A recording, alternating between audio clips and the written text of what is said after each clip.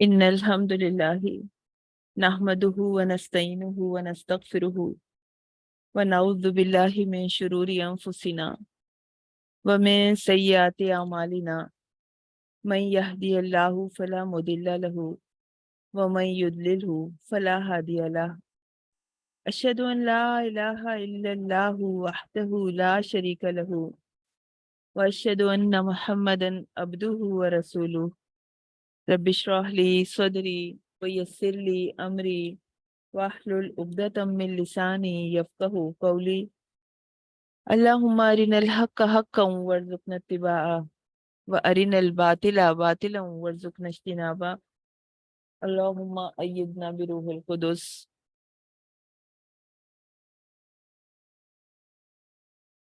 قرآن کریم ذات باری تعالیٰ کے علم کا ایک ایسا سمندر ہے جس کو دور سے دیکھ کر اس کی گہرائی میں موجود چھپے خزانوں کا اندازہ بھی نہیں لگایا جا سکتا۔ اس کے رازوں کو پانے کے لیے اور اس کے معجزات کو جاننے کے لیے اس سمندر کے اندر اترنا ہوگا، اس کو اپنا ساتھی بنانا ہوگا۔ دنیا کی تعلیم و تربیت میں ہم کسی چیز کو پڑھنے کا مطلب یہ سمجھتے ہیں کہ اس پہ سوچنا سمجھنا ہوگا، چاہے وہ میتھمیٹکس ہو، سائنس ہو، جغرافی ہو یا ٹیکنالوجی ہو۔ تو ہم یہ نہیں سمجھتے کہ اس کو ذہنوں کو بند کر کے تعلیم حاصل کی جا سکتی ہے، صرف ان کے الفاظ کو پڑھ کے اس طرح تعلیم حاصل کی جا سکتی ہے کہ کچھ سمجھا نہ جائے۔ تو پھر قرآن کو ہم نے کیسے سمجھ لیا کہ بغیر سوچے سمجھے اس کو پڑھنا یا صرف اس کے الفاظ سے گزر جانا یہ کافی ہے؟ اس طرح تو ہم نے اس قیمتی خزانے میں سے بہت کم حاصل کیا۔ اتنا عظیم خزانہ ہماری اپروچ میں ہو اور ہم محروم رہ جائیں، یہ کتنی بڑی بدقسمتی ہے۔ تو رمضان کے بعد انشاءاللہ تعالی ہم اس پہ غور و فکر کے اسباق شروع کریں گے۔ تو آئیے سعادت اور خوش قسمتی کی طرف قدم بڑھاتے ہیں۔ سورہ ہود سے سٹارٹ کریں گے۔ سورہ ہود، اس کی 123 ورسز ہیں، آیات 123 ہیں۔ اس کے الفاظ 2140، لیٹرز ہیں 7712 اور اس کے 10 رکوع ہیں۔ آیت شروع ہوتی ہے وَمَا مِن دَابَّةٍ فِی الْأَرْضِ، یعنی بتایا جا رہا ہے کہ زمین پر چلنے پھرنے والا کوئی نہیں ہے الا علی اللہ رزقها، مگر اس کا رزق اللہ کے پاس ہے، یعنی ہر ایک کا رزق اللہ تعالیٰ دینے والے ہیں، ہر ایک کو روزی دینے والے ہیں۔ وَيَعْلَمُ مُسْتَقَرَّهَا، اور وہ جانتا ہے کہ اسے کہاں رہنا ہے، وَمُسْتَوْدَعَهَا، اور اسے کہاں سونپا جانا ہے۔ کلو فی کتاب مبین، سب کا سب کتاب روشن میں ہے۔ اللہ کے کامل علم کا انٹروڈکشن کرایا جا رہا ہے کہ ہر جاندار، خواہ مذکر ہے، مؤنث ہے، عاقل ہے، غیر عاقل ہے، سب پر دابتن کا لفظ استعمال کیا جا رہا ہے۔ ہر جاندار کو اللہ کے ہاں سے روزی پہنچ رہی ہے۔ اگر اللہ تعالیٰ کا علم اس قدر وسیع نہ ہوتا تو روزی کا بندوبست کیسے ممکن تھا؟ نہیں ہو سکتا تھا۔ مگر اس آیت کا یہ مطلب نہیں ہے کہ رزق تو اللہ کے ذمہ ہے تو انسان کو تلاش نہیں کرنا یا انسان کو کمائی کے لیے نکلنے کے لیے محنت نہیں کرنی، بلکہ رزق کے تمام خزانے اللہ تعالیٰ کے ہاتھ میں ہیں، مگر انسان کو محنت کا حکم ہے اور اسے وہ اسباب اختیار کرنا لازم ہے جن سے رزق حاصل ہوتا ہے، لیکن اس کو اس محنت اور اسباب پہ بھروسہ نہیں کرنا۔ تمام اسباب اختیار کرنے کے بعد بھی بھروسہ اور توکل صرف اور صرف اللہ پہ کرنا ہے، کیونکہ یہ بات حقیقت ہے کہ تمام اسباب کے باوجود ہو سکتا ہے کہ بندے نے ساری کوششیں کر لیں، سارے اسباب اختیار کر لیے، پھر بھی بندہ رزق سے محروم ہو۔ اللہ تعالیٰ چاہے تو بغیر اسباب کے بھی روزی دے سکتا ہے، مگر حکم یہی ہے کہ رزق کی تلاش میں نکلو۔ عمر بن خطاب رضی اللہ تعالیٰ عنہ سے روایت ہے کہ رسول اللہ صلی اللہ علیہ وسلم نے فرمایا کہ اگر تم اللہ پر توکل کرو جیسا جیسا کہ اس پر توکل کا حق ہے، تو یقیناً تمہیں اس طرح رزق دیا جائے گا جیسے پرندوں کو دیا جاتا ہے۔ وہ صبح نکلتے ہیں تو خالی پیٹ ہوتے ہیں، اور شام کو آتے ہیں تو ان کے پیٹ بھرے ہوئے ہوتے ہیں۔ تو اس حدیث میں بھی ان کا جو نکلنا ہے وہ کسب ہے، اور کسب جو ہے، صبح نکلنا جو ہے، وہ توکل کے خلاف نہیں ہے، وہ بھی عین توکل ہے۔ اور یعلم مستقرہا و مستودعہا، یہ بھی اللہ کے علم کا بیان ہو رہا ہے۔ مستقر اور مستودع، اللہ تعالیٰ وہ تمام جگہیں جانتا ہے جہاں انسان نے کچھ مدت کے لیے ٹھہرنا ہے، خواہ وہ ماں کا رحم ہو، اس کا اپنا گھر ہو، اسے کس شہر میں رہنا ہے، کس ملک میں رہنا ہے، کس جگہ کتنا ٹھہرنا ہے۔ اللہ تعالیٰ وہ جگہ بھی جانتا ہے جن کے، یعنی مرنے کے بعد جن کے سپرد ہونا ہے انسان کو، خواہ وہ کھودی ہوئی زمین ہو، یعنی جیسے قبر ہوتی ہے، موت آئے گی تو وہ کہاں دفنایا جائے گا، کون سی جگہ دفنایا جائے گا، کون سے شہر میں دفنایا جائے گا۔ اور اگر اسے کسی جانور کے پیٹ میں بھی رہنا ہے، جیسے حضرت یونس علیہ السلام رہے تھے، تو وہ بھی لکھا ہوا ہے۔ ازدہ انسان کو سالم نگل جاتے ہیں، تب ہر چیز ریٹرن ہے، یا جو بھی جگہ اللہ تعالیٰ نے قیامت تک اس کے سپرد ہونے کے لیے لکھی ہے، تو وہ بھی سب سب کچھ اس کے لیے وہ قبر ہی ہے۔ سورہ بسا کی بھی آیت ہے نا، ثم اماتہ فاقبرہ، پھر ہم نے اسے موت دی، پھر اسے قبر میں رکھوایا، پھر قیامت کو وہ زندہ ہو کر اسے دوزخ کے سپرد ہونا ہے یا جنت کے سپرد ہونا ہے، یہ بھی سب اس مستودعن میں آ جائے گا، سونپے جانے کی جگہ میں آ جائے گا۔ پھر فرمایا وَهُوَ الَّذِي خَلَقَ السَّمَاوَاتِ وَالْأَرْضِ، اور وہی تو ہے جس نے آسمانوں اور زمین کو پیدا کیا، فی ستتی ایام، 6 دن میں اللہ تعالیٰ نے آسمان اور زمین کو پیدا کیا۔ وَكَانَ عَرْشُهُ عَلَى الْمَاءِ، اور اس کا عرش پانی پہ تھا۔ اور پیدا کرنے کا مقصد سمجھایا جا رہا ہے کہ کیا مقصد ہے ہماری پیدائش کا، تمام نوع انسانی کی پیدائش کا، لِيَبْلُوكُمْ أَيُّكُمْ أَحْسَنُ عَمَلًا، کہ وہ تمہیں آزمائے کہ تم میں سے کون سب سے زیادہ اچھا عمل کرنے والا ہے۔ تو اللہ کی قدرت کاملہ کا انٹروڈکشن کروایا جا رہا ہے۔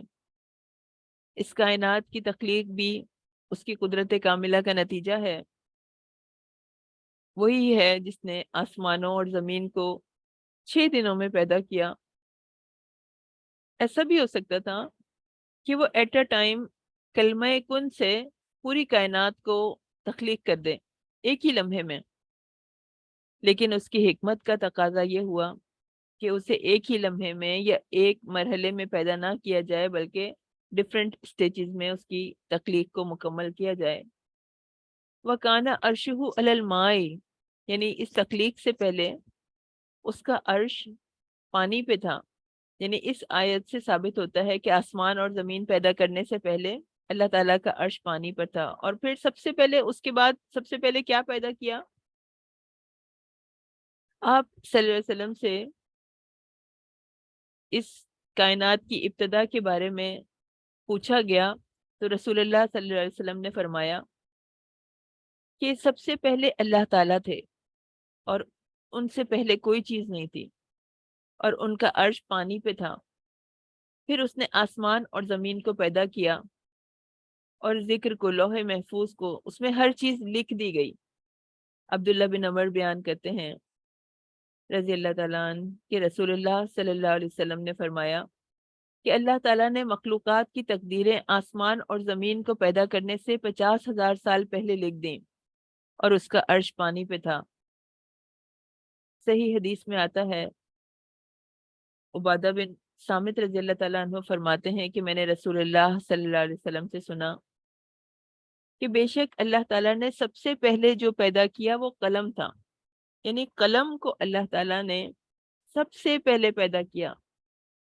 قلم کی اللہ تعالیٰ نے قسم بھی کھائی ہے، اس کی عظمت کی قسم بھی کھائی ہے۔ قلم اتنی اہم چیز ہے، اور اس کی پیدائش ساری مخلوقات سے پہلے کی گئی۔ ابو داؤد کی یہ حدیث ہے، باب فی القدر کی، 40700، 4700 اس کا نمبر ہے۔ ترمذی میں بھی یہ حدیث آتی ہے کہ سب سے پہلے قلم پیدا کیا گیا، اور جب پیدا کیا تو اللہ تعالیٰ نے اس سے کہا اکتب، لکھ۔ اس نے کہا ربی ماذا اکتب، میں کیا لکھوں، اے میرے رب میں کیا لکھوں؟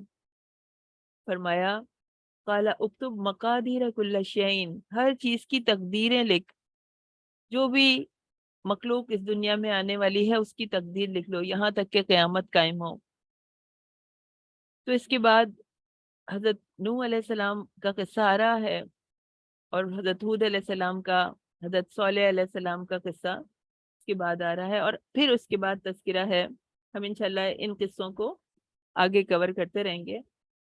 اور حضرت ابراہیم علیہ السلام کا قصہ بھی بتایا جا رہا ہے، وَلَقَدْ جَاءَتْ رُسُلُنَا إِبْرَاهِيمَ بِالْبُشْرَى، رسولنا ہمارے بھیجے ہوئے، یعنی بلا شبہ یقیناً ہمارے بھیجے ہوئے ابراہیم علیہ السلام کے پاس خوشخبری لے کر آئے۔ فرشتے مراد ہیں، فرشتے انسانی شکل میں ابراہیم علیہ السلام کے پاس آئے، اور ان کی بالبشرا خوشخبری کیا تھی کہ ابراہیم علیہ السلام کے بیٹے اور پوتے کی خوشخبری لے کر آئے۔ ابراہیم علیہ السلام کے بیٹے اسحاق علیہ السلام تھے، اور یعقوب علیہ السلام جو ہیں وہ اسحاق علیہ السلام کے بیٹے تھے، یعنی حضرت ابراہیم علیہ السلام کے پوتے تھے، اور یعقوب علیہ السلام کے بیٹے جو ہیں وہ حضرت یوسف علیہ السلام تھے۔ تو کیا کیا سب سے پہلے جب آئے تو انہوں نے سلام کہا، قولوا سلاما، اور حضرت ابراہیم نے کیا جواب دیا؟ قولا سلامن، یعنی پہلا سلامن جو انہوں نے کہا، قولوا سلامن، یہ جملہ فعلیہ ہے، منصوب ہے۔ تو اب دوسرا جو جواب دیا جا رہا ہے، جو حضرت ابراہیم علیہ السلام نے اس کا جواب دیا، وہ ہے سلامن، مرفوع ہے، یعنی السلام علیکم، یعنی تم پر سلام ہو۔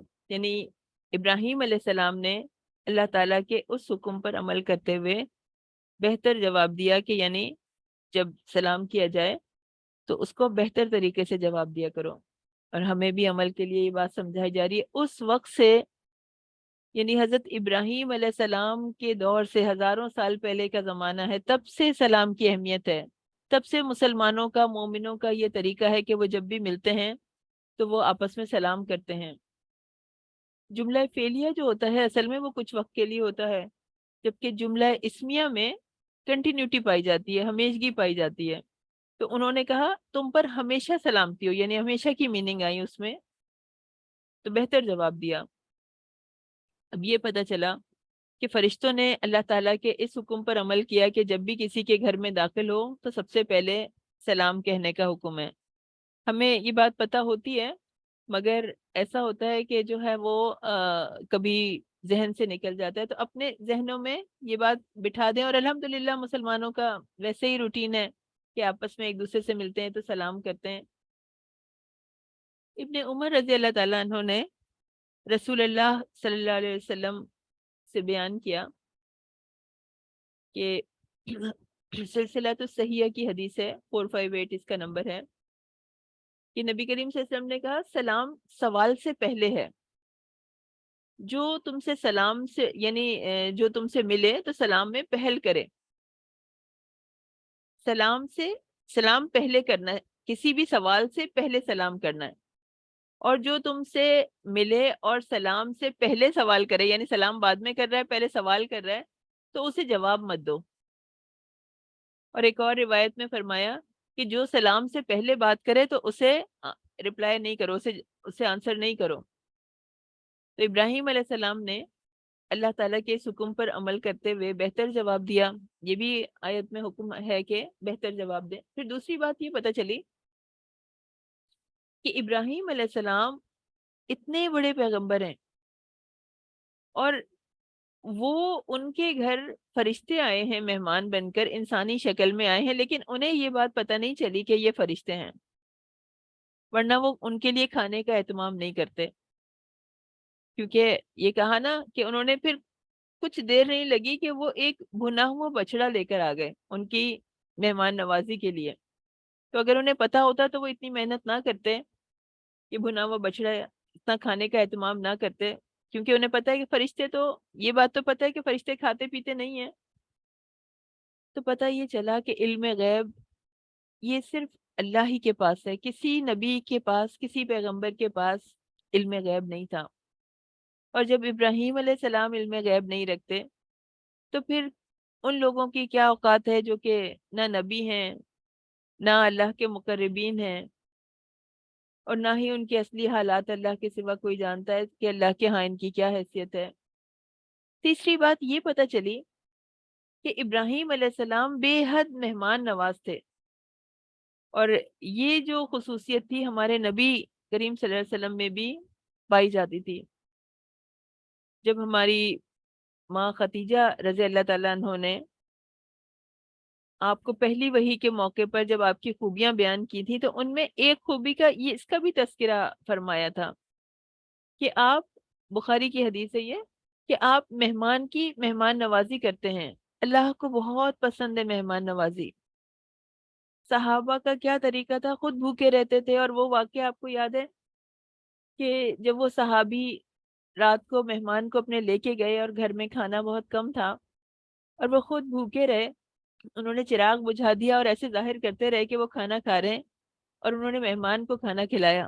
اللہ کو اتنی پسند آئی ان کی مہمان نوازی۔ ایک وقت میں کھانے کی خواہش کے باوجود وہ بھوکے رہے، لیکن وہ ان کا ایک وقت نہ کھانا اللہ تعالیٰ کو اس قدر پسند آ گیا کہ انہوں نے قربانی دی۔ صحابہ کا یہ حال ہے کہ نافع رضی اللہ تعالیٰ عنہ بیان کرتے ہیں کہ عبداللہ بن عمر رضی اللہ تعالیٰ عنہ ایسے تھے کہ وہ اس وقت تک کھانا ہی نہیں کھاتے تھے کہ جب تک کوئی مسکین ان کے ساتھ کھانے کے لیے نہ لایا جائے۔ ڈھونڈ رہے ہوتے تھے، ویٹ کر رہے ہوتے تھے کہ کوئی مل جائے تب میں کھانا کھاؤں۔ یہ بھی بخاری کی حدیث ہے۔ اور پھر چوتھی بات ہمیں کیا پتہ چل رہی ہے اس آیت سے، کہ مہمان نوازی میں دیر نہیں کرنی چاہیے۔ اور پھر آپ ڈیلے کرتے رہیں، آپ ان سے سوال پوچھتے رہیں کہ اچھا آپ کیا کھائیں گے نہیں کھائیں گے، ٹھنڈا پیئیں گے گرم پیئیں گے، یعنی اتنی ڈیٹیل میں نہیں جانا چاہیے۔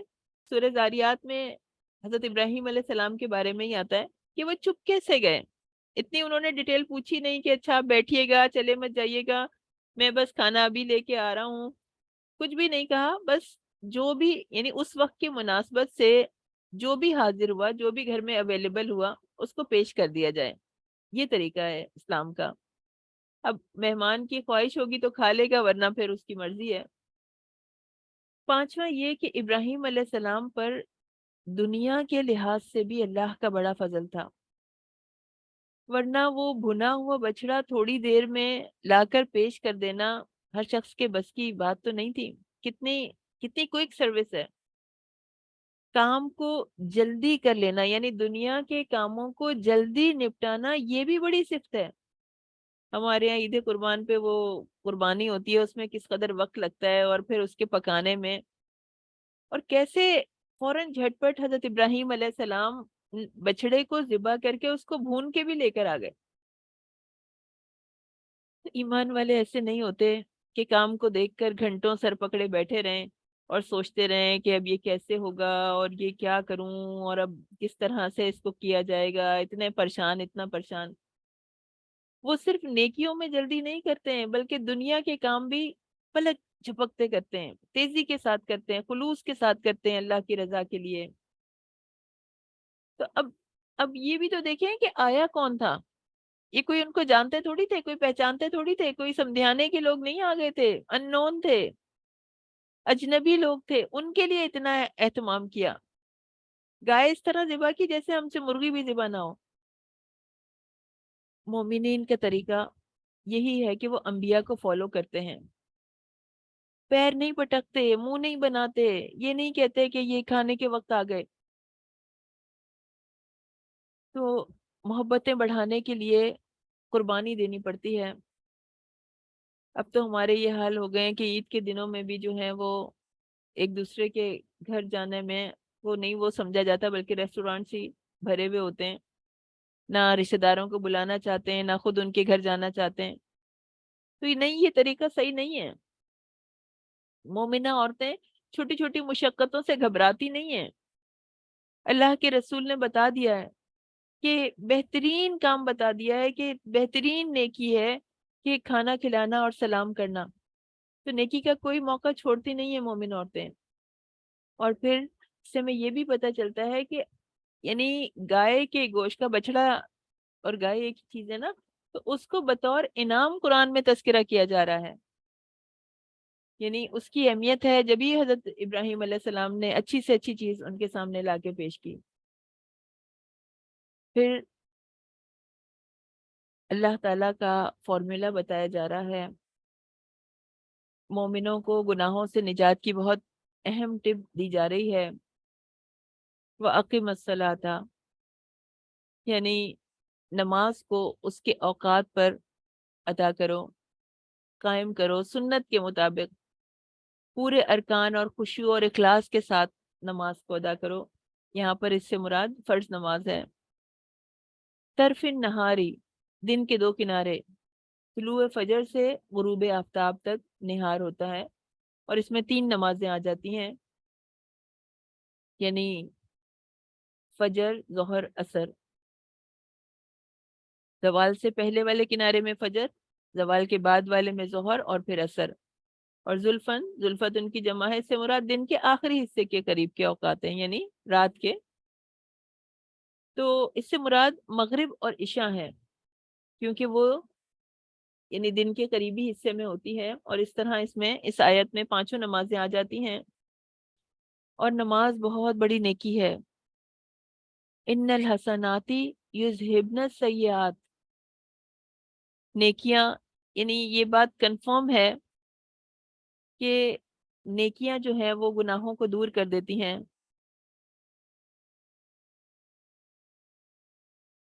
مٹا دیتی ہیں.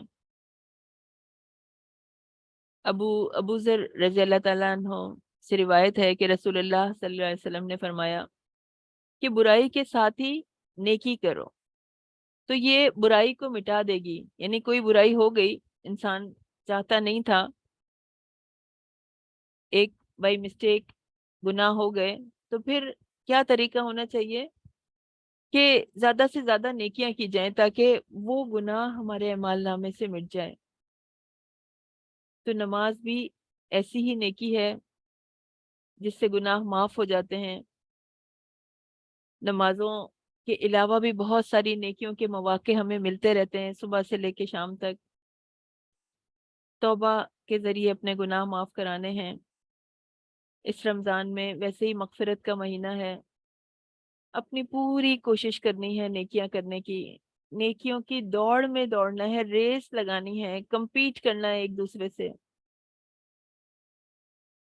یہ مومن کا روٹین ہے, شیڈول ہے, اس کی چاہت ہے, اس کی طلب ہے کہ وہ اپنے اعمال نامے سے سارے گناہ ڈیلیٹ کرا لے, ساری برائیاں مٹا دے. سورہ یوسف سٹارٹ ہو رہی ہے. سورہ یوسف کی 111 آیات ہیں,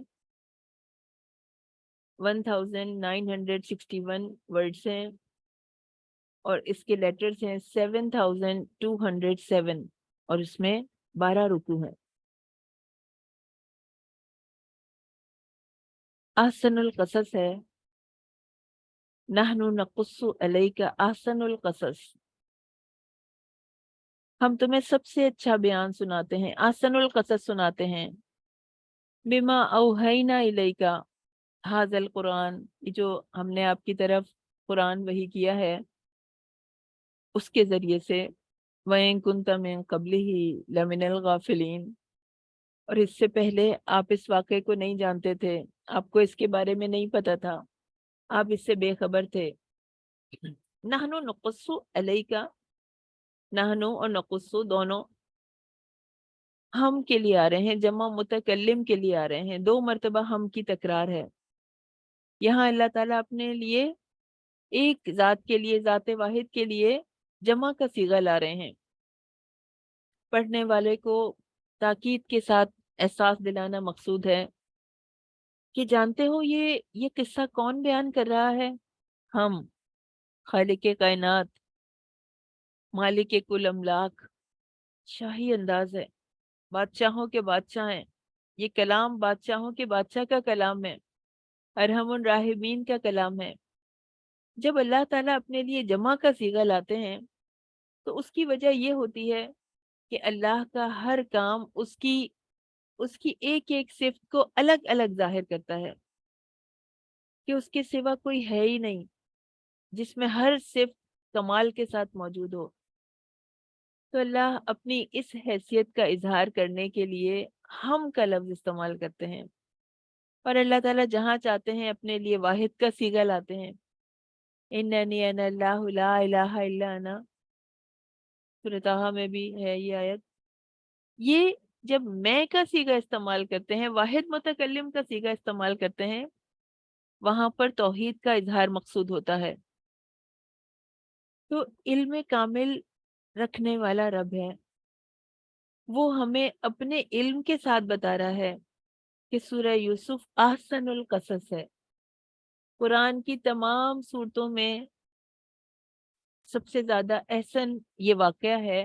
ویسے تو قرآن کی تمام صورتیں ہی احسن ہیں، لیکن تمام قصوں میں، تمام بیان میں یہ قصہ احسن ہے۔ اللہ کے سوا کوئی نہیں ہے جس میں تمام صفات کمال، یعنی کمال کے ساتھ موجود ہوں، اور وہی اپنے آپ کو ہم کہنے کا صحیح حق رکھتا ہے۔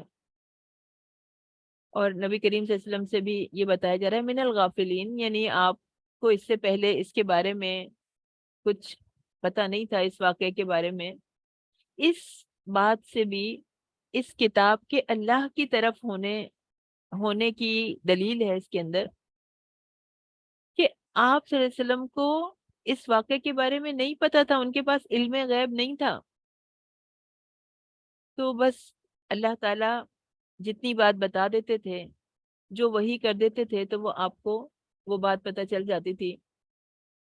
قصہ شروع ہو رہا ہے، اذ قال یوسف، جب یوسف علیہ السلام نے کہا، لی ابی ہی، اپنے والد سے، یا ابدی، اے میرے پیارے ابا جان، انی رائیتو، میں نے دیکھا، احد عشر کوکبن، یعنی 11 ستارے، والشمس والقمر، اور سورج اور چاند کو دیکھا، رائیتہم لی ساجدین، وہ مجھے سجدہ کر رہے تھے۔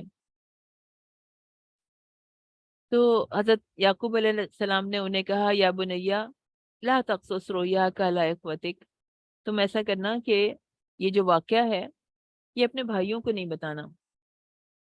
حضرت یوسف علیہ السلام کی عادتیں بچپن ہی سے دوسرے بچوں سے مختلف تھیں۔ بچپن ہی سے نظر آتا تھا کہ وہ بہت باکمال صفات کے حامل ہیں۔ حضرت یعقوب علیہ السلام چونکہ اللہ کے پیغمبر تھے، اس لیے ان سے یعنی گہری نظر رکھتے تھے، اور بیٹے کو بغور ان کی صفات کا معائنہ کر رہے تھے، تو وہ روز بروز محسوس کرنے لگے ان صفات کو۔ تو وہ یہ بھی کہتے تھے کہ میرے بیٹوں میں یوسف علیہ السلام وہ بیٹے ہیں جن سے اللہ تعالیٰ ان کے آباء و اجداد کی وراثت یعنی نبوت کو آگے بڑھائے گا، اور آپ سے، حضرت یوسف علیہ السلام سے، وہ بہت زیادہ پیار بھی کرتے تھے، اور ان پر زیادہ نظر بھی رکھتے تھے۔ اچانک بیٹے نے ایک دن اپنے ابا جان سے کہہ رہے ہیں کہ میں نے خواب میں جو ہے وہ 11 ستاروں کو دیکھا ہے اور سورج اور چاند کو دیکھا ہے، اور پھر یہ بھی ذرا جھجکتے ہوئے بتا رہے ہیں کہ وہ مجھے سجدہ کر رہے تھے۔ تو ایک تو خواب چونکا دینے والا، پھر اس کے سنانے کا انداز بھی حیران کن ہے۔ پھر یوسف علیہ السلام نے یہ خواب کسی اور کو نہیں سنایا، نہایت خاموشی سے اپنے والد کو یہ خواب سنا رہے ہیں، جس سے کہ پتہ چل رہا ہے کہ وہ والد سے بہت کلوز ہیں، جبکہ بچے عام طور پر ایسی باتیں باپوں سے شیئر نہیں کرتے، بلکہ اپنے ساتھیوں سے شیئر کرتے ہیں۔ تو بچے کا تعلق ماں باپ کے ساتھ ایک گہرا تعلق ہونا چاہیے، ایک ٹرسٹ کا لیول ہونا چاہیے، فرینڈشپ والا تعلق ہونا چاہیے، محبت کا تعلق ہونا چاہیے۔ جب ہم اپنے بچوں کے دوست نہیں بنتے تو پھر بچے دوسروں کو اپنا دوست بنا لیتے ہیں، اور پھر دوسرے ان کو گائیڈ کرنا شروع کر دیتے ہیں اور کسی غلط راستے پہ بھی لے کے جا سکتے ہیں۔ تو بچوں کو ٹائم دینا، ان کے لیے وقت نکالنا ہے، وہ اپنے ساتھ ہونے والی چھوٹی چھوٹی باتوں کو بھی اپنے پیرنٹس کے ساتھ شیئر کریں۔ ایسا ایسا تعلق ہونا چاہیے ماں باپ اور اولاد کے درمیان۔ اور یا ابتی اصل میں یا ابئی تھا، اے میرے باپ، یا حذف کر کے اس کی جگہ تائے تانیث لائی گئی ہے، اور با کا کسرا اس کی طرف منتقل کر دیا گیا۔ بتانے کا مقصد یہ کہ اس کے اندر اس لفظ کے اندر وہ وزن ڈالا جا رہا ہے جو مزید قربت کو ظاہر کر رہا ہے، اظہار محبت کا ایک طریقہ ہے۔ اے میرے پیارے ابا جان، پیار سے، محبت سے بیٹا باپ سے بات کر رہا ہے۔ اور حضرت یعقوب علیہ السلام چونکہ اللہ کے نبی تھے تو اس لیے وہ خواب کی تعبیر کو سمجھ گئے ہوں گے، لیکن اس وقت آپ نے وہ تعبیر ان کو بتائی نہیں۔ یہ بھی تربیت کا طریقہ ہے کہ ان کے اندر بڑائی کا احساس پیدا نہ ہو۔ اشارہ دیا انہوں نے بعد میں، لیکن اس طرح سے کھل کے نہیں بتائی۔ تو بچوں کو عاجزی کے طریقے پہ رکھنا، ان کے اندر خود پسندی کی کیفیت کو ڈیولپ نہ ہونے دینا، جھک کے رہنا سکھانا۔ خود بھی جب پیرنٹس عاجز ہوتے ہیں، جھکے یعنی جھک کے رہنے والے ہوتے ہیں اللہ کی رضا کے لیے، تو بچوں میں بھی وہ اسی فیکٹر کو پیدا کرنے کی کوشش کرتے ہیں۔ تو بچے کے سے بات کرنے کا طریقہ بھی بہت اہم ہے۔ یا بنیہ میں محبت بھی ہے، شفقت بھی ہے، اور تربیت کا طریقہ بھی ہے۔ ماں باپ کو سکھایا جا رہا ہے کہ اولاد کو کسی بات سے روکنا ہے تو کس طرح ان کو مخاطب کیا جائے گا، کس طرح سے حکمت سے انہیں سمجھایا جائے گا کہ انہیں کیا کام کرنا چاہیے، کیا کام نہیں کرنا چاہیے، کس چیز سے روکنا ہے، وہ بھی انہیں سمجھانا ہے۔ تو حضرت یوسف علیہ السلام کی پیشانی پہ جو نور ابھر رہا تھا، جو ان کی صلاحیتیں تھیں، جو ان کے عادات اور قصائل تھے، ان میں پیغمبرانہ جھلک تھی۔ اور حضرت یعقوب علیہ السلام اپنے 10 بیٹوں کو بھی اچھی طرح جانتے پہچانتے تھے۔ وہ بھی تو پیغمبر ہی کے بیٹے تھے نا، وہ 10 بیٹے بھی تو حضرت یعقوب علیہ السلام کے ہی بیٹے تھے۔ تو لیکن اس کے باوجود بھی ان کے اندر باپ کی صفات نہیں تھی، باپ کی خوبیاں نہیں تھی ان کے اندر۔ وہ عام نوجوانوں جیسے تھے، ان کی سوچ بھی عام انسانوں جیسی تھی۔ ابو سلمہ رضی اللہ تعالیٰ عنہ فرماتے ہیں کہ میں خواب میں دیکھا کرتا تھا، یعنی جو پریشان خواب ہوتے ہیں وہ مجھے بیمار کر دیتے تھے۔ یہاں تک کہ میں نے ابو قتادہ رضی اللہ تعالیٰ عنہ سے سنا کہ میں بھی خواب دیکھا کرتا تھا جو مجھے بیمار کر دیتے تھے۔ اور وہ کہتے ہیں کہ یہاں تک کہ میں نے رسول اللہ صلی اللہ علیہ وسلم سے سنا، یعنی خواب انسان کے اوپر اثر انداز ہوتے ہیں۔ ہمارے نبی نے بھی ہمیں بتایا کہ اچھا خواب اللہ تعالیٰ کی طرف سے ہے۔ تو جب تم میں سے کوئی شخص ایسا خواب دیکھے جو اسے پسند ہو تو وہ اس کے سوا یعنی کسی سے بیان نہ کرے، صرف اس سے بیان کرے جس کے بارے میں وہ جانتا ہے کہ اس سے وہ محبت رکھتا ہے۔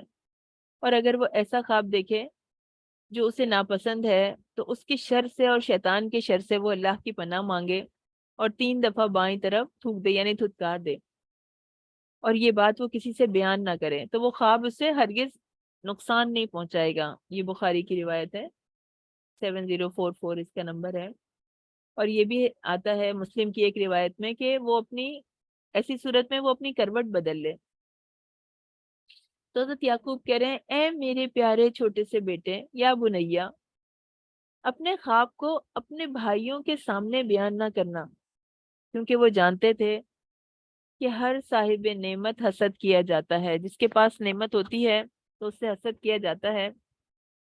اپنے دوسرے بیٹوں کی نیچر کے بارے میں بھی انہیں پتا ہے. اب یہ بھی نہیں چاہتے کہ ان بیٹوں کی برائی کی جائے، کہ ایسا نہیں ہو کہ حضرت یوسف علیہ السلام اور ان بیٹوں کے درمیان میں کوئی برائی آئے دل میں ان کی طرف سے، تو وہ بھی نہیں چاہتے. تو انہیں ڈر تو ہے کہ وہ کوئی چال نہ چلیں، تو ان کی طرف پھر ان کی طرف سے ڈیفینڈ بھی کر رہے ہیں. کہہ رہے ہیں ان الشیطان للانسان عدو مبین، کہ وہ تو شیطان اصل میں انسان کا بہت کھلا ہوا دشمن ہے، گہرا دشمن ہے. تو مسلم کی ایک طویل حدیث بھی ہے صفات المنافقین کی، کہ شیطان اپنے لشکر لوگوں کو گمراہ کرنے کے لیے بھیجتا ہے، آپس میں ان فساد کروانے کے لیے، لڑائیاں کروانے کے لیے. تو وہ تو اپنا کام کر رہا ہے. مومن کا کام ہے دوستیاں پھیلانا، ایک دوسرے کے دل جیت لینا محبت کے ذریعے سے. تو نبی کریم صلی اللہ علیہ وسلم نے یہ بھی فرمایا ہے، سلسلۃ الصحیحہ کی حدیث ہے 1453 اس کا نمبر ہے، کہ اپنی حاجتوں کو کامیاب کرنے میں چھپانے سے مدد دو. یعنی ابھی پلاننگ ہوئی ہے کسی کام کی، ابھی کوئی چیز سوچی ہے اور وہ اس کا ڈھنڈورا پیٹ دو، سب میں بتا دو، تو پھر جو ہے وہ یعنی اس چیز میں وہ اثر نہیں رہتا. تو پہلے وہ پراپرلی اس کو ڈیزائن کرو، پلاننگ کرو، اور پھر یعنی اس کا بعد میں وہ مرحلہ ہے کسی کو اگر کسی سے شیئر بھی کرنا ہے، اس کی پہلے سے جو ہے وہ ایسا نہیں کرنا ہے کہ ہر ایک کو بتاتے پھریں. جو نااہل لوگ ہوتے ہیں ان کی یہ خصلت ہوتی ہے کہ وہ اپنی کمزوریوں کو دور کرنے کے بجائے حسد کرنا شروع کر دیتے ہیں. تو یہ بھی حدیث ہے سلسلۃ الصحیحہ کی 1453 اس کا نمبر ہے، کہ اپنی حاجتوں کو کامیاب کرنے میں چھپانے سے مدد دو. کیوں؟ اس لیے کہ ہر نعمت والا محسود ہوتا ہے، یعنی حسد کیا جاتا ہے. اور اشارہ دے رہے ہیں کہ اس طرح تیرا رب تجھے چنے گا اور تجھے باتوں کی اصل حقیقت تک پہنچنا سکھائے گا، اور اپنی نعمت تم پر اور آل یعقوب پر پوری کرے گا، جس طرح کہ اس نے اپنی نعمت اپنے باپ یعنی تمہارے باپ دادا ابراہیم علیہ السلام اور اسحاق علیہ السلام پر پوری کی ہے.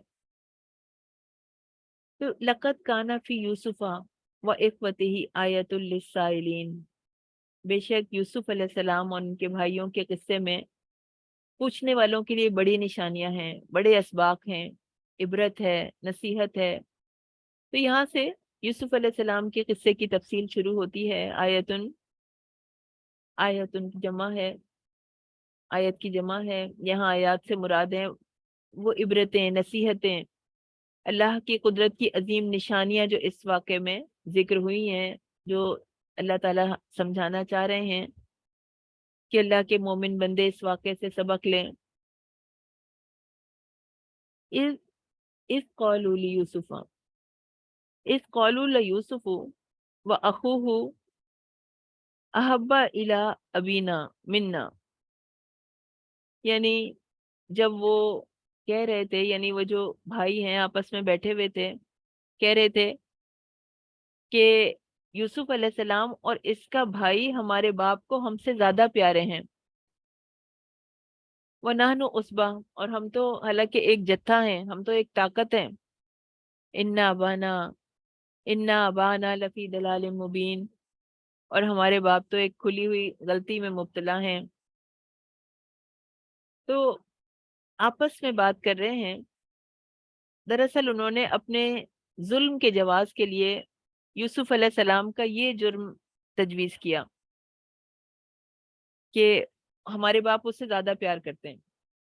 تو اگر یہ حضرت یوسف علیہ السلام کا مطلب یہ تو اگر جرم تھا تو یہ والد کا جرم تھا نا، یہ حضرت یوسف علیہ السلام کا تو جرم نہیں تھا. لیکن والد کو بھی انہوں نے معاف نہیں کیا. تو جب اللہ تعالیٰ کی طرف سے قرآن میں یہ کہیں اشارہ بھی نہیں دیا گیا کہ یعقوب علیہ السلام نے کوئی واقعی غلطی کی تھی، وہ بچوں میں برابری نہیں کرتے تھے، ایسا کچھ نہیں تھا.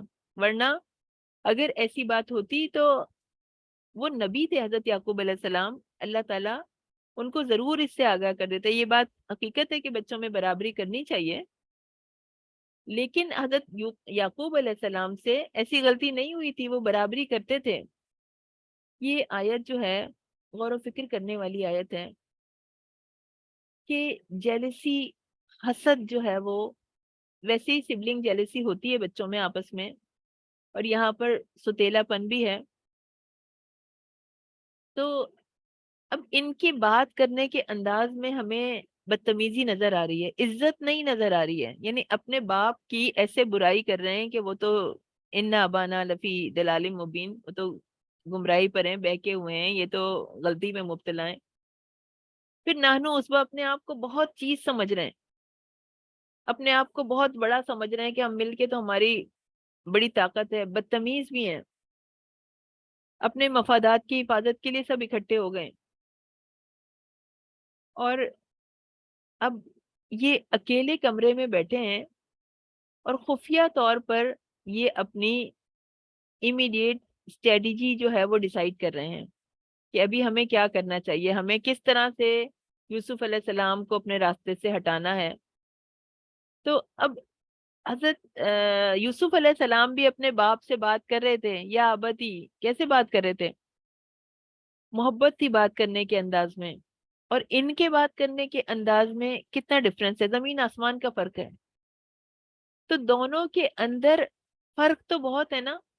اگر والدین دیندار ہوتے ہیں تو ان کو وہ بچے زیادہ پیارے لگتے ہیں جو نیک ہوتے ہیں، جو نمازی ہوتے ہیں، جو فرما بردار ہوتے ہیں، خدمت گزار ہوتے ہیں، بھاگ بھاگ کے ان کے لیے کام کرتے ہیں، ان کو اہمیت دیتے ہیں، ان سے پیار کرتے ہیں. تو اور پھر دوسری یہ بھی بات تھی کہ یہ ان کے بھائی بڑے تھے، یعنی یہ اپنے بچپن میں حضرت یعقوب علیہ السلام کا وہ پیار پا چکے تھے. اور ابھی جو ہے حضرت یوسف علیہ السلام اور ان کے بھائی چھوٹے تھے، تو چھوٹے بچوں سے ایک قدرتی طور پر زیادہ پیار کیا جاتا ہے بڑوں کی نسبت. لیکن وہ بڑے بھی تو جب چھوٹے ہوتے ہیں تو وہ بھی تو ماں باپ کا پیار پا چکے ہوتے ہیں نا.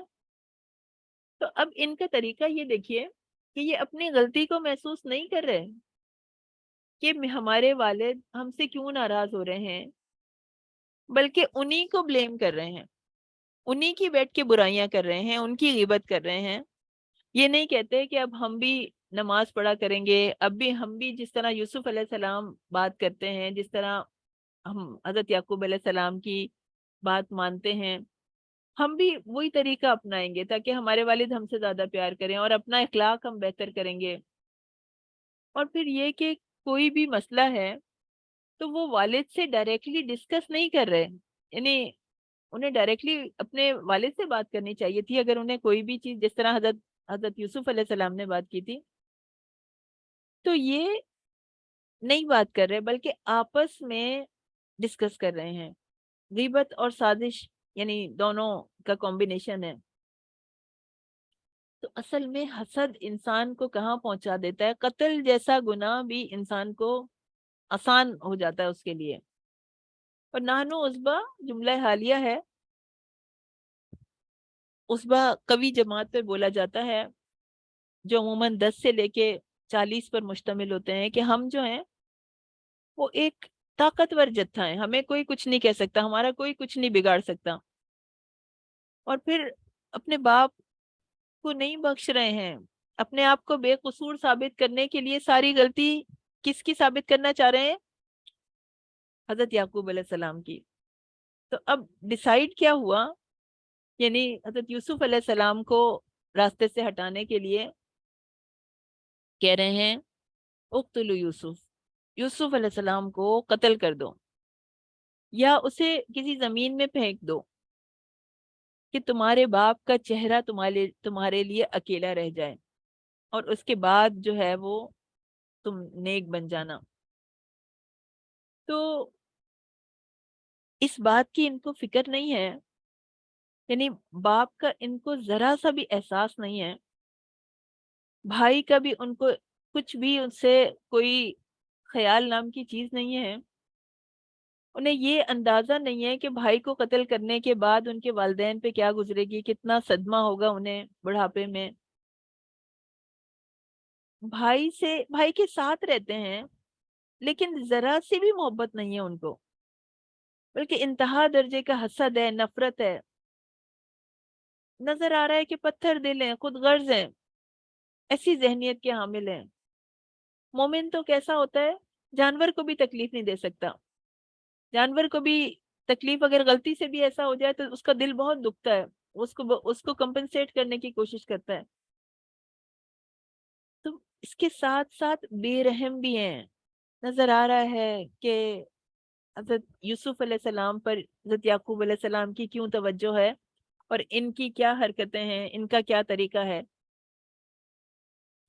پھر اللہ کا خوف بھی نہیں ہے ان کو. کسی انسان کو قتل کر دینا تو نہیں پتا کہ اللہ تعالیٰ کتنا ناراض ہوں گے، اور وہ بھی وہ بھائی کو قتل کر دینا اور اس کو مجبوری سمجھ کے ظاہر کریں کہ اب تو بس یہی راستہ بچا ہے، اب تو اور کوئی راستہ ہی نہیں ہے ہمارے پاس، اب ہماری مجبوری ہے، ہمیں یہی کرنا پڑے گا. حدیث میں آتا ہے نا کہ جس نے ایک شخص کو قتل کیا تو اس نے پوری انسانیت کو قتل کیا. سیلف پلیزر ہیں، اپنی بیٹھ کے تعریفیں کرنے والے، ایسی برائیاں کردار میں ہیں، اور چاہتے ہیں کہ ان کے والد جو نبی بھی ہیں وہ انہیں ان باتوں پر بہت پیار کریں، ان کو بہت توجہ دیں، ان کو بہت اپریسیشن ملے. اور پھر کہہ رہے ہیں وَتَكُونُ مِن بَعْدِهِ قَوْمًا صَالِحِينَ، ابھی یہ گناہ کر لیتے ہیں، بعد میں ہم نیک بن جائیں گے. ابھی تو ابھی تو فیملی کی شادی ہے تو اس کے بعد توبہ کر لیں گے، پھر عمرہ کر کے آ جائیں گے تو پھر سارے گناہ دھل جائیں گے. بات کیا ہے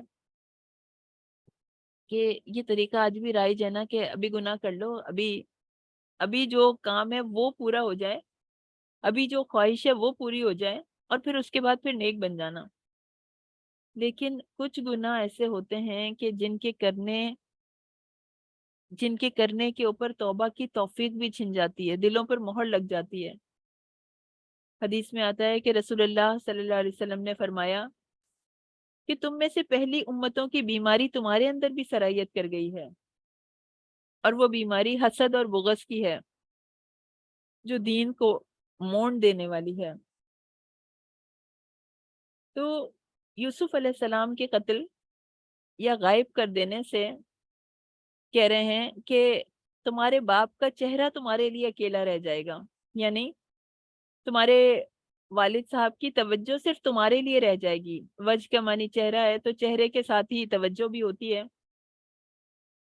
تو والد کی محبت میں شریک جو ہے وہ حضرت یوسف علیہ السلام، بس ان کا کانٹا نکالنے کی دیر ہوگی، پھر تو وہ تمہارے ہی ہو جائیں گے، تمہارے گرویدہ ہو جائیں گے.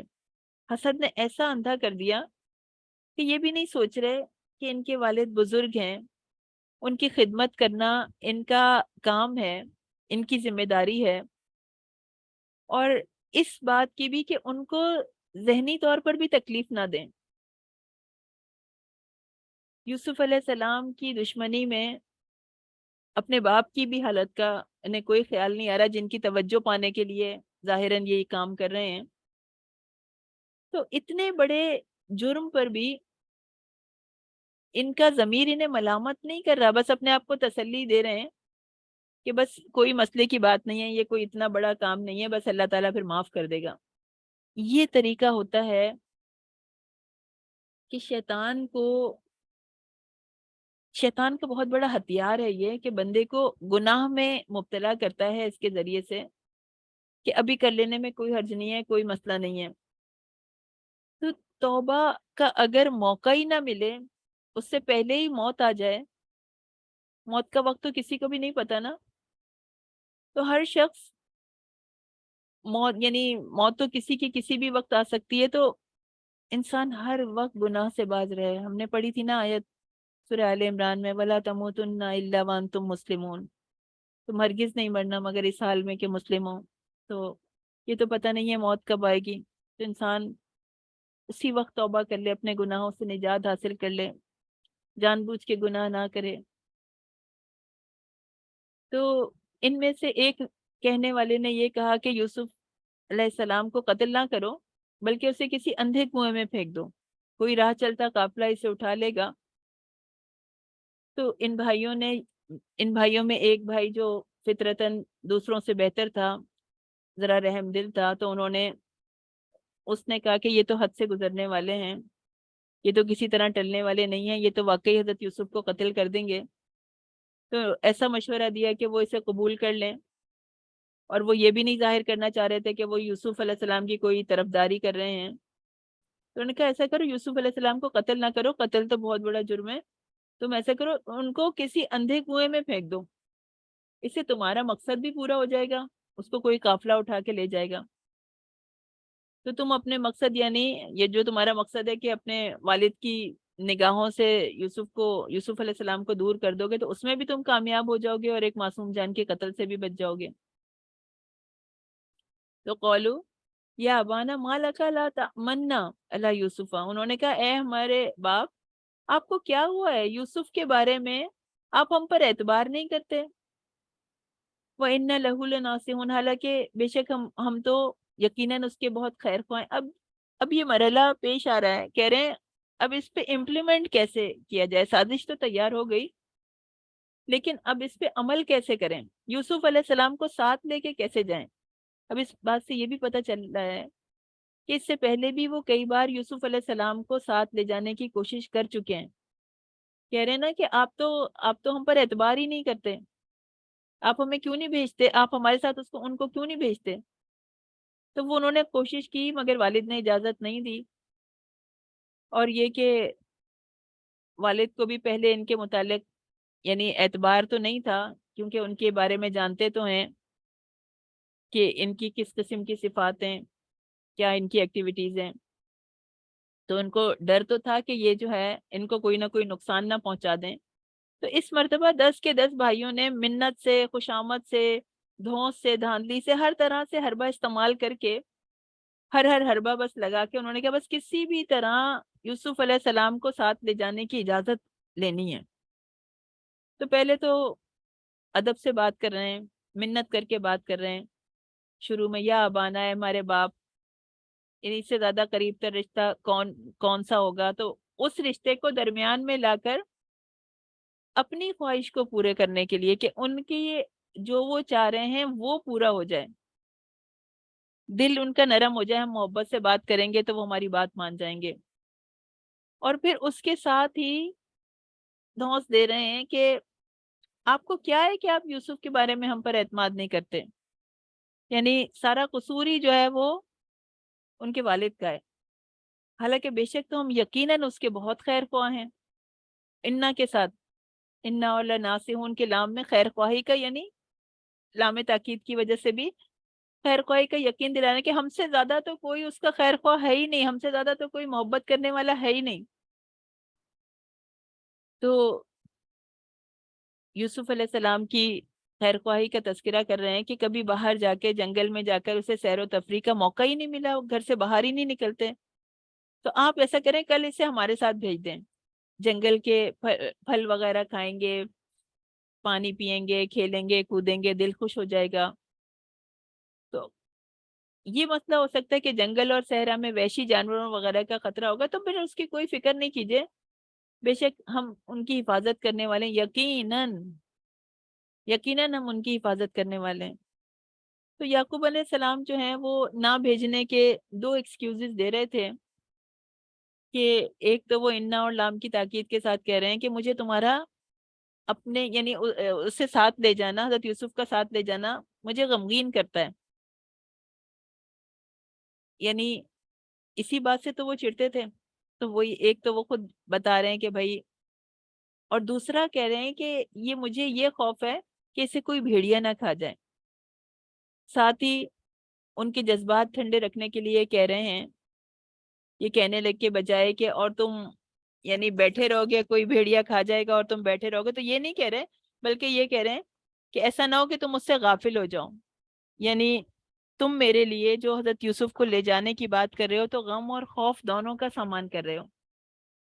تو انہوں نے کہا کہ اگر اسے واقعی بھیڑیا کھا جائے گا، حالانکہ ہم تو ایک طاقتور جماعت ہیں، نحن عصبہ، تو بلا شبہ ہم تو اس وقت یقیناً خسارہ اٹھانے والوں میں سے ہوں گے. اور پھر ہماری قوت کس کام آئے گی؟ ہم تو مضبوط 10 مضبوط نوجوان ہیں. تو اب انہوں نے اتنا اصرار کیا کہ یعقوب علیہ السلام ان کے اصرار کے آگے بے بس ہو گئے، کیونکہ اللہ کی تقدیر ہو کر رہتی ہے. اس کے واقع ہونے میں جو چیز لکھی ہوئی ہے اس کے واقع ہونے میں کوئی احتیاط کام نہیں آ سکتی. اور یوسف علیہ السلام کو خواب میں دکھائے جانے والے جو عروج و زوال تھے، جو عروج تھا، جو اتنی بڑی منزل تھی، جو مرتبہ تھا، اس کے لیے تو انہیں اس راستے پر جانا ہی تھا. یہ اللہ کا طریقہ ہے کہ عروج کے راستے کٹھن گھاٹیوں سے ہو کے گزرتے ہیں. بلند مقام پر پہنچنے کے لیے پھولوں کی چادر نہیں بچھتی ہے، کہکشاں نہیں بچھی ہوئی ہوتی ہے، بلکہ مشکلات اٹھانی پڑتی ہیں. تو جب وہ اسے لے گئے اور انہوں نے طے کر دیا کہ انہیں اندھے کنویں میں ڈال دیں گے، تو ہم نے ان کی طرف وحی کی. حضرت یوسف علیہ السلام کے دل میں اللہ تعالیٰ نے یہ بات ڈالی کہ آپ ضرور انہیں ان کام کی خبر دیں گے، یعنی ایسا وقت آئے گا کہ تم انہیں ان کے یہ کام بتاؤ گے. اور پھر کیا کیا؟ اپنے باپ کے پاس اندھیرے میں روتے ہوئے آئے. یعنی جب اندھیرا ہو گیا، جب عشاء کے بعد کا ٹائم ہو گیا، تب آئے. اتنا بڑا ظلم کرنے کے بعد انہیں دن کی روشنی میں باپ کے پاس جانے کی ہمت نہیں ہوئی، کیونکہ دن کے وقت تو چہرے کے ایکسپریشن سے پہچان لیا جاتا ہے، جسم کی حرکتوں سے، زبان کی لڑکھڑاہٹ سے جرم پہچان لیا جاتا ہے. تو اس لیے رات کا انتظار کیا. اسی لیے اکثر جرائم کے لیے بھی، جرائم کو چھپانے کے لیے بھی رات کا اندھیرا سلیکٹ کیا جاتا ہے. تو یقون روتے ہوئے آئے. یہ بھی پتہ چلا کہ ہر رونے والا سچا نہیں ہوتا. ایک عالم کا قول ہے کہ یوسف علیہ السلام کے بھائیوں کے رونے کے بعد سے ہمارا رونے والوں سے اعتبار اٹھ گیا. اللہ جانے کون سچا رو رہا ہے اور کون جھوٹا. اور حسین رضی اللہ تعالیٰ عنہ کی بہن زینب نے کوفے والوں کو جب روتے پیٹتے دیکھا تو ان سے پوچھا یہ کیوں رو رہے ہیں؟ تو انہیں بتایا گیا کہ یہ لوگ حسین رضی اللہ تعالیٰ عنہ اور ان کے ساتھیوں کی شہادت پر رو رہے ہیں. تو وہ بے ساختہ کہنے لگی یہ لوگ ہم پہ رو رہے ہیں، تو پھر ہمیں قتل کرنے والے کون ہیں؟ تو کہتے ہیں ہم دوڑ کے مقابلے میں دور نکل گئے، یوسف علیہ السلام کو اپنے سامان کے پاس چھوڑ گئے تو یوسف کو بھیڑیا کھا گیا. الزیب الف لام کی تخصیص کے لیے نہیں ہے بلکہ جنس کے لیے ہے. یعنی کوئی بھیڑیا انہیں کھا گیا. ساتھ ہی اپنی صفائی پیش کرتے ہوئے والد پر چڑھائی کر دی کہ آپ تو ہم سے اس قدر بدزن ہیں، آپ کو تو ہماری بات کا یقین ہی نہیں آئے گا چاہے ہم بالکل سچے بھی ہوں. مگر سننے والا یہ تو ضرور سوچتا ہے کہ بھیڑیا انہیں ہڈیوں سمیت ہی کھا گیا، ایک ذرہ بھی باقی نہیں چھوڑا جو یہ ساتھ لے کے واپس آتے. یعنی کوئی بچا کچا جسم تو ساتھ لے کر آتے اور یہ بھی نہیں کہہ رہے کہ ہم انہیں دفن کر کے آ گئے. اور قمیص پر وہ ان کی قمیص پر ایک یعنی جھوٹا خون، یعنی اپنے طرف سے انہوں نے پلاننگ تو کی تھی، اس پہ خون لگایا ہوا تھا قمیص پہ، وہ قمیص پہ خون لگا کے لے کے آ گئے. تو حضرت یعقوب نے کہا تمہارے لیے تمہارے دلوں نے ایک کام کو مزین بنا دیا ہے، سجا دیا ہے، تو اب میں صبر کروں گا. فصبر جمیل، خوبصورت صبر. تو اور اللہ ہی سے مدد مانگی جا سکتی ہے اس پر جو تم بیان کرتے ہو. تو والد ساری حقیقت سمجھ گئے کہ ان کی کہانی میں یہ جو کہانی ہے یہ گڑی ہوئی ہے اور حقیقت جو ہے وہ کچھ اور ہے. تو کہہ رہے ہیں کہ جو کچھ تم کہہ رہے ہو یہ جھوٹ ہے، بھیڑیا نے یوسف کو ہرگز نہیں کھایا ہے. اور اہل علم لکھتے ہیں کہ اس صورت میں یوسف علیہ السلام کی قمیص کا ذکر 3 دفعہ آیا ہے اور ہر دفعہ اس کا ایک انوکھا ہی اثر ہوا ہے. ایک تو یہ خون آلود قمیص تھی جس کے نتیجے میں یعقوب علیہ السلام کی بینائی ختم ہو گئی، رو رو کر انہوں نے اپنی بینائی ختم کر لی. دوسرا جو ذکر آیا ہے وہ یوسف علیہ السلام کی جو دست درازی کی ان پر تہمت لگی تھی، ہم آگے تذکرہ کریں گے اس کا، تو اس قمیص کو دیکھ کے بری ہو گیا. اور تیسرا جو ہے وہ یوسف علیہ السلام کی لاسٹ میں جو یوسف علیہ السلام کی قمیص سے خوشبو آ رہی تھی، تو یعقوب علیہ السلام کی آنکھوں پر جب اس کو ڈالا تو ان کی بینائی واپس آ گئی. تو اللہ تعالیٰ کی طرف سے یوسف علیہ السلام پر یہ احسان ہوا کہ قافلے والوں کی توجہ کنویں سے پانی لانے کی طرف ہو گئی اور یوسف علیہ السلام کو باہر نکلنے کا موقع مل گیا، انہوں نے ڈول ڈالا اور حضرت یوسف علیہ السلام اس کے ذریعے اوپر آ گئے۔ اب وہ قافلے والے بہت خوش ہوئے اور انہیں چھپا دیا، کہ کسی کو سامان تجارت کی طرح چھپا دیا کہ ہم اب ان کو بیچ دیں گے۔ تو اب انہیں بہت تھوڑی قیمت میں، چند گنے چنے درہموں میں ان کو بیچ دیا۔ اس کی وجہ یہ تھی کہ وہ کوئی قانونی طور پر حقیقی غلام کو نہیں بیچ رہے تھے، تو اس لیے بس انہیں جو ملا انہوں نے اس کو غنیمت سمجھا۔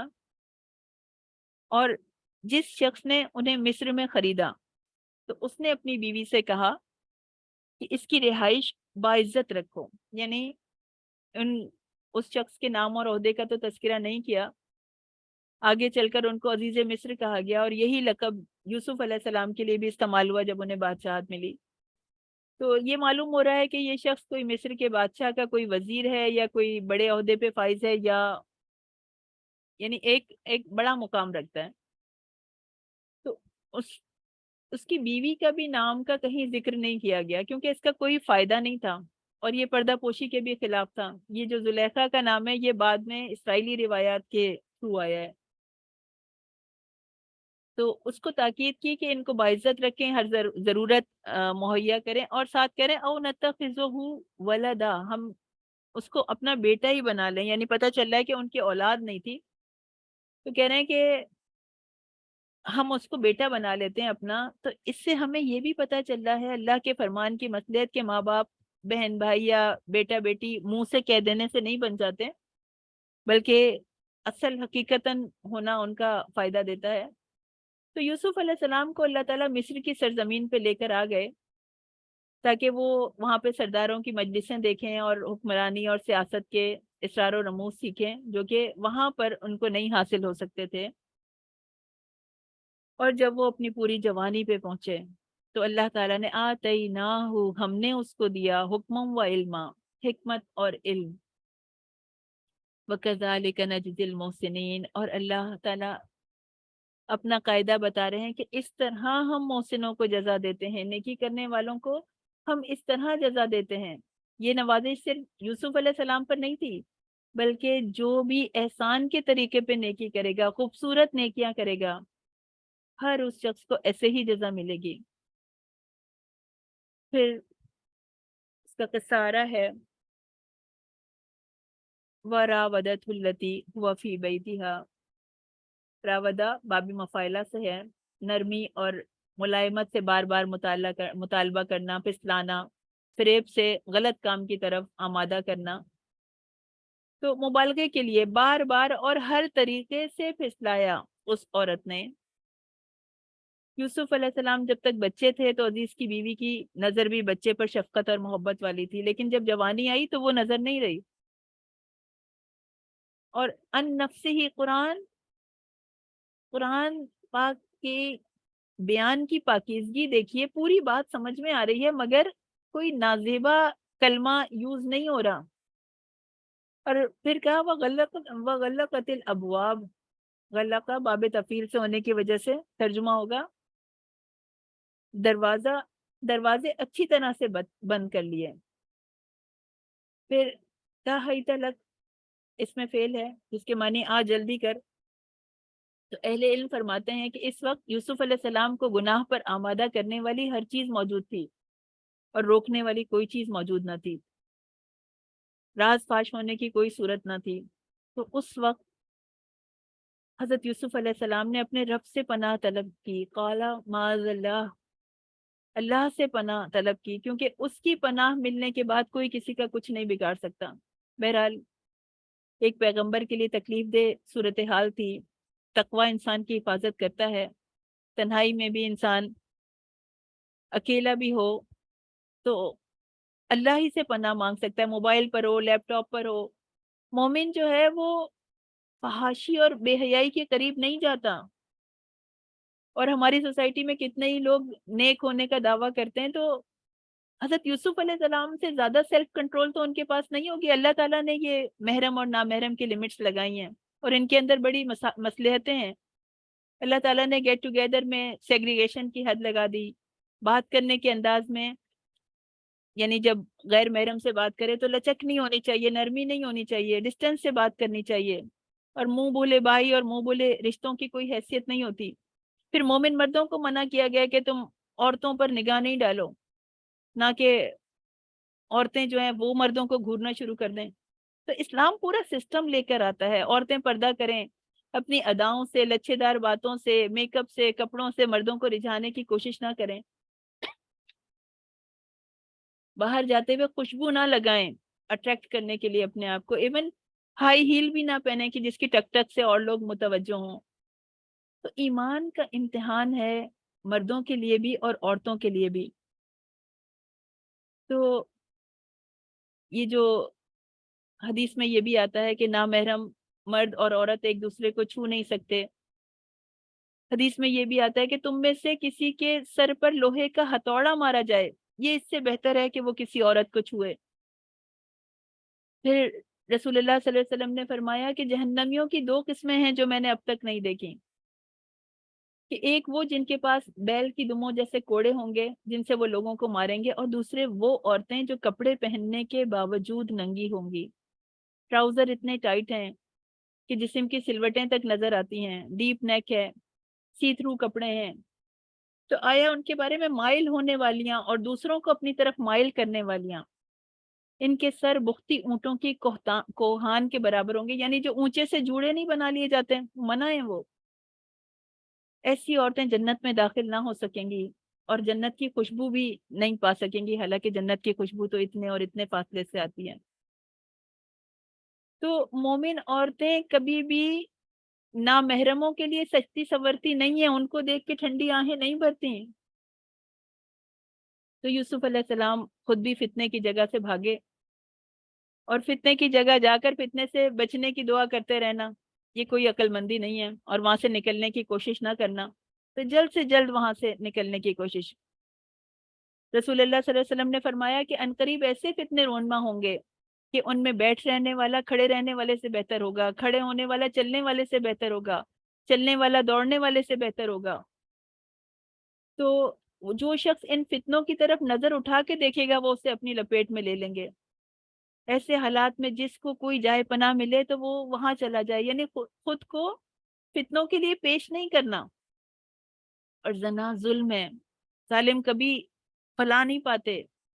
یہ اپنے اوپر بھی ظلم ہے، اس عورت پر بھی ظلم ہے، اس کے ہسبینڈ پر بھی ظلم ہے، پوری انسانیت پر ظلم ہے. تو حضرت یوسف علیہ السلام بھاگے اور وہ بھی بھاگی، دونوں نے ایک دوسرے سے آگے نکلنے کی کوشش کی. آگے یوسف علیہ السلام اور پیچھے سے عزیز کی بیوی. یوسف علیہ السلام اس لیے بھاگے کہ جلدی سے دروازہ کھول کے باہر نکل جائیں، اور بیوی اس لیے کہ وہ ان کو دروازہ نہ کھولنے دے. تو تقوی انسان کو بچا سکتا ہے. حدیث میں آتا ہے کہ 3 لوگ ایسے ہیں جن کی طرف اللہ قیامت کے دن نظر اٹھا کے بھی نہیں دیکھے گا اور نہ انہیں پاک کرے گا. ان کے لیے دردناک عذاب ہے. والدین کا نافرمان، وہ عورت جو مرد کی مشابہت اختیار کرے، اور دیوس یعنی وہ مرد جو اپنے گھر والوں کو بے حیائی کرتے ہوئے دیکھے اور نہ روکے. تو حضرت یوسف علیہ السلام نے جیل میں جانا پسند کر لیا، لیکن اس ماحول سے اپنے آپ کو نکلنے کی اللہ تعالیٰ سے دعا کی، اور وہاں جا کے بھی وہ دین کا کام کرتے رہے، اللہ کی طرف بلاتے رہے. اللہ تعالیٰ ہماری نسلوں کو، مسلمان نوجوانوں کو، مسلمان بیٹیوں کو صالح بنا دے، حیا دے، پاکیزگی دے، تقوی عطا فرما دے. وآخر دعوانا والحمد للہ رب العالمین. سبحان ربک رب العزت عما یصفون وسلام علی المرسلین والحمد للہ رب العالمین. السلام علیکم ورحمۃ